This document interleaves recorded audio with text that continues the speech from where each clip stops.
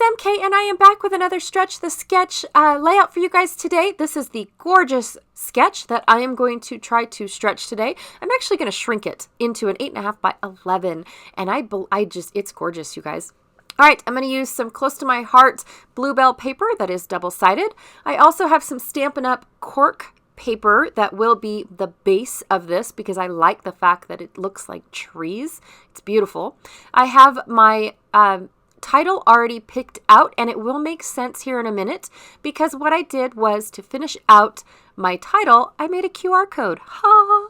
I have no idea what made me do this, but I had this sound recorded and I thought that it would be absolutely perfect for this cute little elephant horn that is at the Hogle Zoo that does make the sound. So I recorded the sound years ago because clearly this is from 2019. And yeah, I decided to try my hand at a QR code. Why have I not done this before? I have no idea. What else do I have? I have some Stampin' Up! Gold ephemera that is current in the catalog right now all the way up until August. So get your hands on it quick because once it reaches the retired stage, it is gone. I also have some close to my heart You Are Enough papers. Now, these papers were from 2021. They may or may not still be on the website, but you do have to get them on the website rather than through a consultant because of the fact that once the product is no longer showcased, it is only sold online.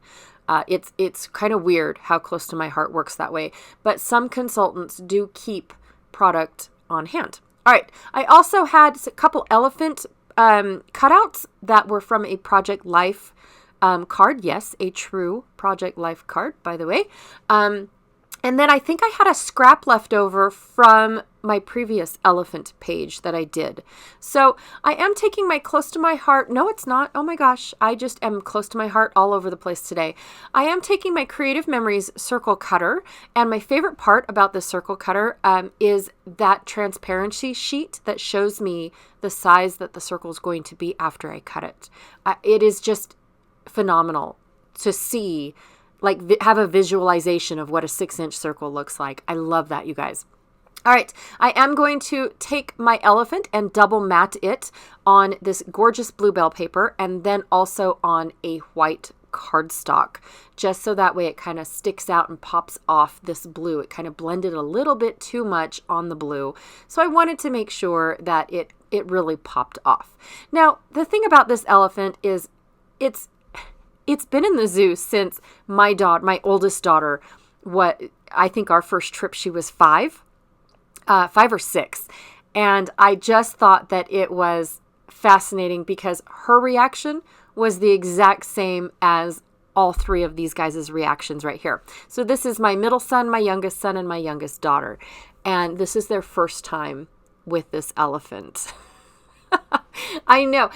Sometimes we just don't have time, or it's crazy busy at the zoo, and so we don't get a chance to hang out at the elephant horn.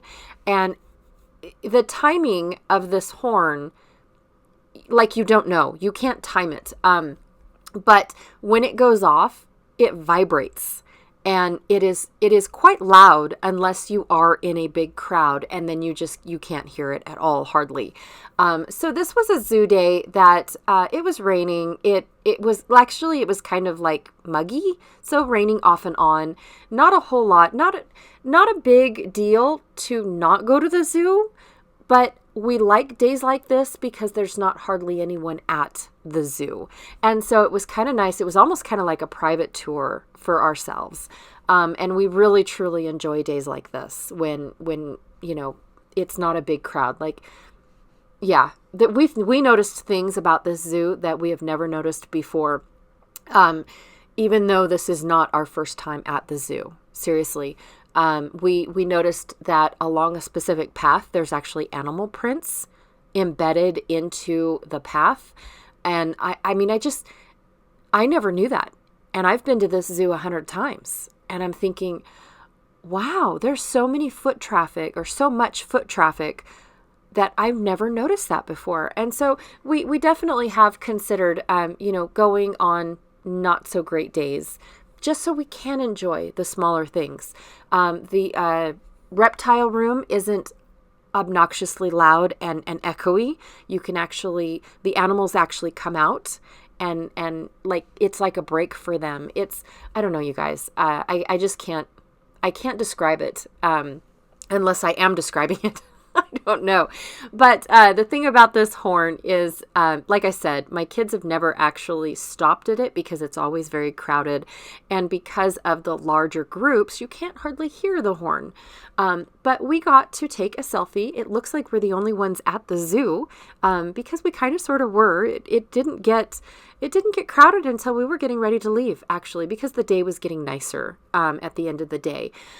So anyways, we're standing here next to this horn, and like I said, it's unpredictable. There's not really a timing. Sometimes it goes off every 5 minutes. Sometimes it goes off every 15 minutes. It's just very unpredictable. And we were standing next to this elephant, and my middle son has his hand on the trunk, and the trunk went off.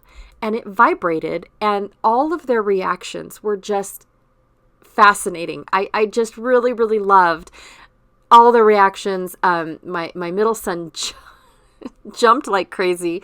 I couldn't take a picture fast enough, so this is the only photo that I have. I wished I was that fast to take a picture of that.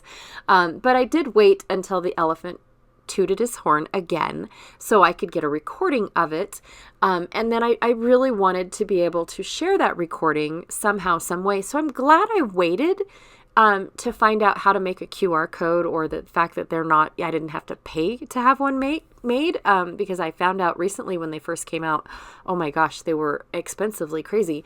But I am glad that I got to put this on there. So now when or when anybody looks at this, they point their camera and a little code comes up. You click on it. A cute little card that I personalized comes up on your phone, and then you click the play button and you get to hear the sound of the horn, a couple things in the background as well, because it's not perfect. But I love it. So I wanted to be able to figure out a way, excuse me. I wanted to figure out a way how to get the QR code out of the pocket without having to reach your hand all the way down the page protector to go retrieve it. And so at first I thought about a flip flap, and I don't have one that would have fit. I would have had to alter one, and I'm not a big fan of doing that, just because I'm not very good at my fuse tool quite yet.